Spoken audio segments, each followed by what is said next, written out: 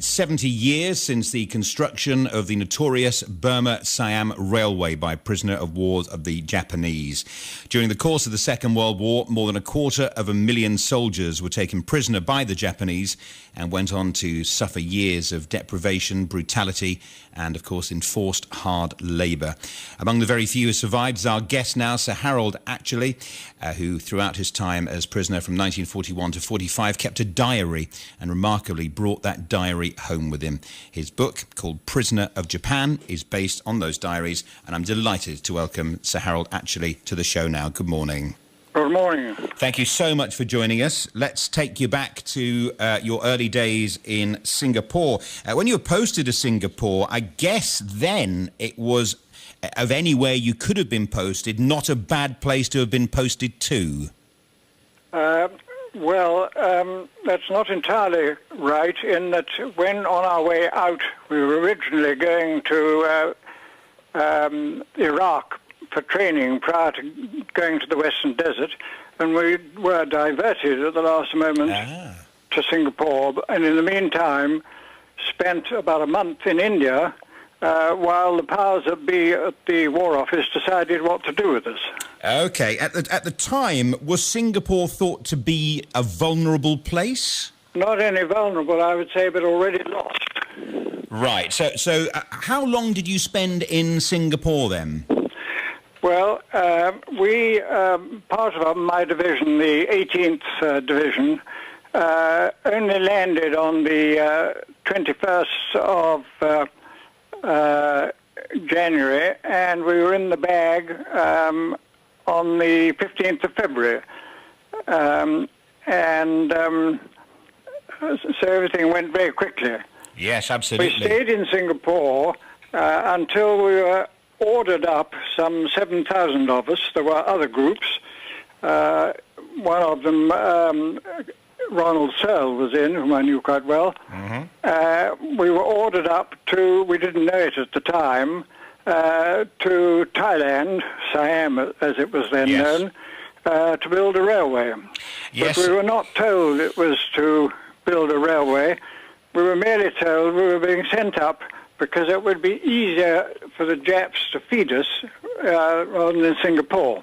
Okay, now when you were in Singapore, just to go back for just a moment with you, you were sent to Changi prisoner of war camp, and that's a notorious place, and I believe that it was designed originally for 4,000 and 50,000 men were crammed in there. At the time, it was relatively new. It had been designed for, I think, about 600 civilians, and initially they sent all the civilian internees there. When we finally occupied the jail after returning, the survivors returned from Burma and Thailand, we had, I think, 6,000 prisoners in it.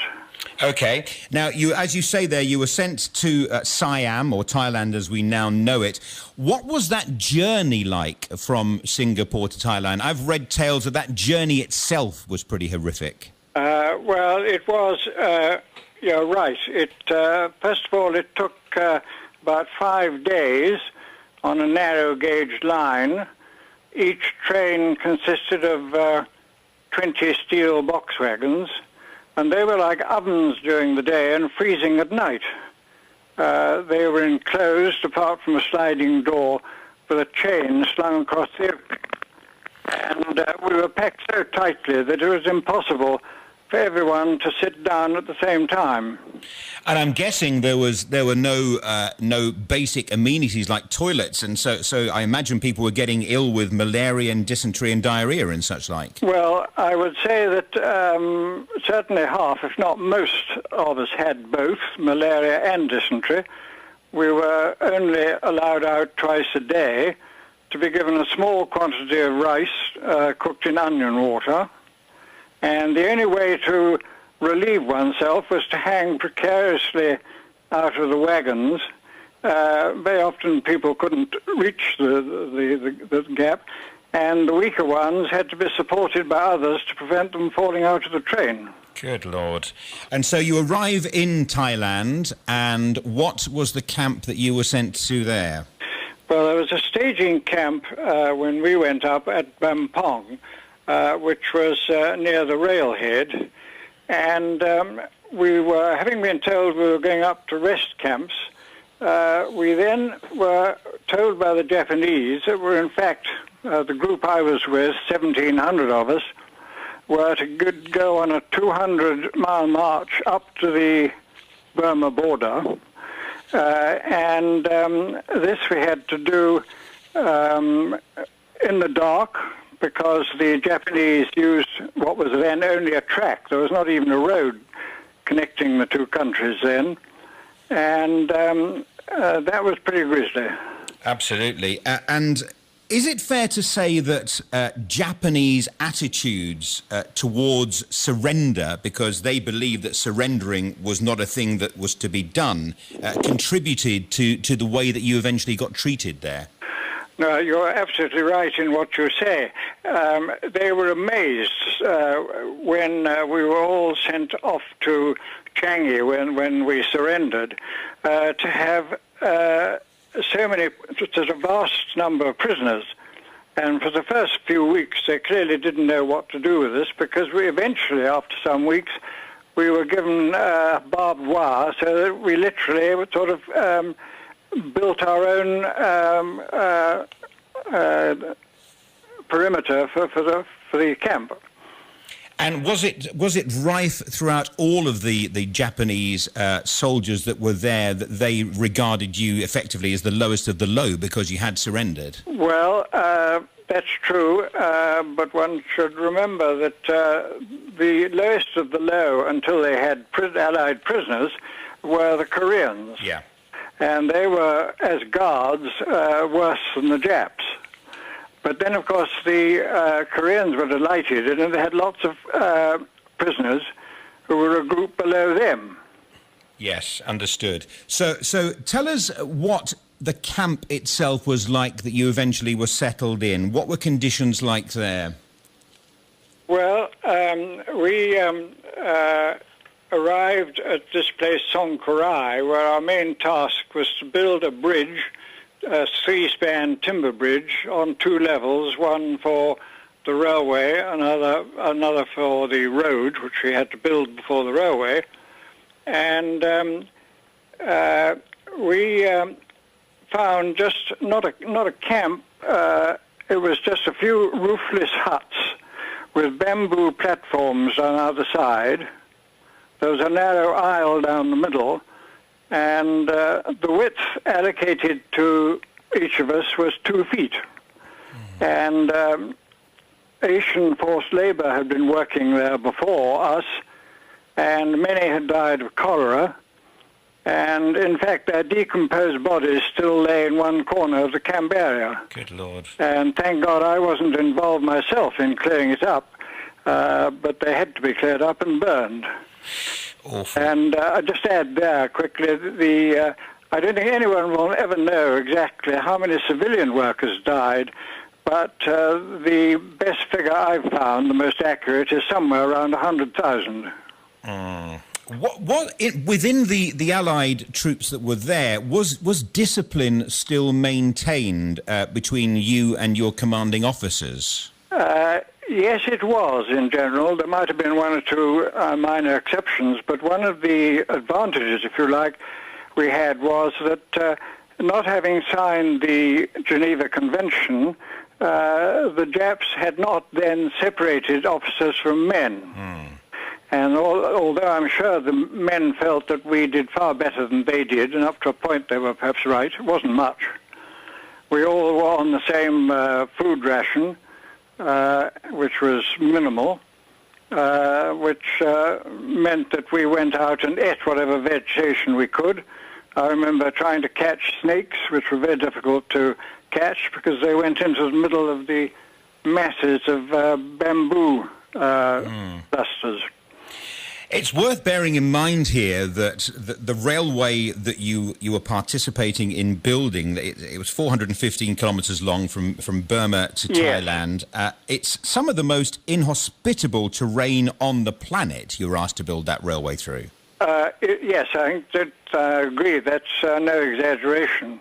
Because on the march up, which I said we did at night, we were actually frequently going up hills, and on the flatter bits there were. It was the middle of the monsoon. It never stopped raining, and we were up to our knees in mud. And the Japanese engineers, I believe, had estimated that it would take 5 years to complete that railway, but of course they didn't know that the secret weapon was slave labour. That's right. And of course, where they were in fact so completely foolish was in not recognising that they would only have that slave labour if they fed the slaves reasonably well, which they never did. And if you were sick, you were put on half rations. Now, of course, people who have read about this or, of course, have seen the film would kind of infer that the film Bridge Over the River Kwai was how it was. Obviously, you know better. Was it like that, or was that film way off beam? It was a good film, but bore nothing in the sense of reality. I mean, our bridge, we did our best to put in one less clamp than we were supposed to. It was jolly difficult to get away with. You would probably be knocked out or killed for doing if you were caught doing it. And I remember we would have taken a good century for anything to happen, but we found lots of white ants' nests, which we used to go put in food containers at night, take them around, pack them around the main supports of the bridge. We thought that was very good. Yeah, well, I'm sure. Yeah, and of course, the film didn't give that impression at all. The film assumed that everyone was trying to get it done in the most efficient manner. But what you're basically saying is that at any time you could, an attempt was made to sabotage the whole thing. Exactly. Yes, exactly. Now, obviously, conditions during that were horrendous. You must have seen a lot of your colleagues and friends fall. Well, I'd like to make clear that I had the bad luck to be, as far as I know, the worst camp of the lot in that respect. We were actually a group of 1,700 when we arrived at Songkrai on the Burma-Thailand border. And by the time the railway construction was complete, which I think was sometime one day next month in October, there were only 400 left. And by the end of the war, I was one of fewer than 200. Good Lord. When you were there, did you witness any attempts to escape the camp? Yes, I did. A friend of mine, he was an engineer officer, James Bradley, who also wrote a diary. He and about 7 others decided to try and make a break, and they had, in the jungle, secretly, naturally, been building a raft, and they set off. We actually all thought they were mad, because they themselves were no better than we were. They were starving. They had dysentery, malaria, they had jungle ulcers, they had practically everything. And of that lot, I think half, 2/3 died on the way, and they almost got to the Burmese coast when they were given away, and the 4 survivors were condemned to be shot. And in fact, one of our fluent Japanese speakers, Cyril Wilde, who was a wonderful character, he managed to get the Japanese commander prisoners up there to give them merely, I say merely, life solitary confinement, which fortunately, of course, they only had to do for, would have been, about nearly 2 years before we were released. I have actually been to Kanchanaburi, where the bridge was built, and it's bizarre to stand in that environment and just even try to begin to imagine what went on there, because of course now it's such a peaceful place. Yes, well, I'm interested you were there, because I remember that for two main reasons. It was the first decent food we had. We managed to buy things from the Thais. And the first thing was that four of us sat down to a meal of 2 bananas each, a tin of strawberry jam, and everything terribly sweet and not at all healthy, but by God, it was the best meal I'd had. And the other thing is that I kept a diary, as you mentioned, and when we got to Kanburi and realized we had to march so far, we dumped our packs. And in my case, in my pack was my diary. And I thought I'd never see it again. One day, the Japs, when we returned to Kanchanaburi, said that there were prisoner things in a go-down over there, and if anybody wanted to claim anything, they could. And after a day or two, I wandered over and thought, well, I wonder if my pack's still around. And that was the first thing I saw. So I managed to collect it, and hence I was able to, I couldn't keep a diary up there. It was impossible. It would have been too dangerous. But I took it up again when I got back to Changi. Wow, how extraordinary. And that's the diary which has turned into your book, Prisoner of Japan. That's right. That book, I don't know how far I'm allowed to do a book plug. Oh, please, plug away. It really consists of my original diary, to which I've added my full time of 6 years in the army, the first few months of which, looking back and at the time, it was really a form of a sort of nursery dad's army. Mm-hmm. Incredibly funny. Oh. And then I have given an account of what I learnt after the war from other people's diaries, not least Ronald Searle's, but also some official documents, and in which I had confirmation of what, in fact, we were told, and I knew this because I was divisional intelligence officer, that when the Allies were to attack the Far East and take it back, all prisoners on the island of Singapore were to be put in trucks, taken to the beaches and machine gunned. Good Lord. And there's no doubt that we all of us who survived, owe our lives, first of all, to the dropping of the atom bomb, and also the fact that one didn't get cholera, because I can't remember a single man who got cholera and survived for more than 24, 36 hours. Amazing. Do you remember, Sir Harold, the day that you realised that you were now a free man? Not as clearly as I should, because we kept radios going pretty well the whole time. And if one had been caught, and I think only one person, as far as I know, was, you would have been shot on the spot. And when, a few days before the atom bomb both of them were dropped, radio, where I was, outside Changi Jail in the coolie quarters, was not operating, something wrong with it. And the man doing so only managed to get it going again 2 or 3 days afterwards. And it was only then that we heard the dropping of the atom bombs, and a day or two later we realized that they'd given in. Yeah. What we also noticed was a rather interesting change in attitude by our mostly Korean guards, but also the Japanese.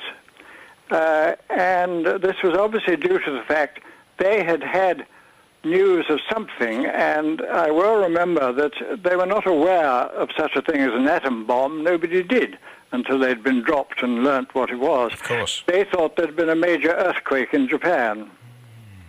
I see. Well, I have to let people know that not only have you got your book, Prisoner of Japan, A Personal War Diary, it's a subject of a major documentary, including interviews with your good self. And also, I believe that there is yet another film about this whole thing called The Railway Man coming out with Colin Firth and Nicole Kidman. That is right. That is based on, I think,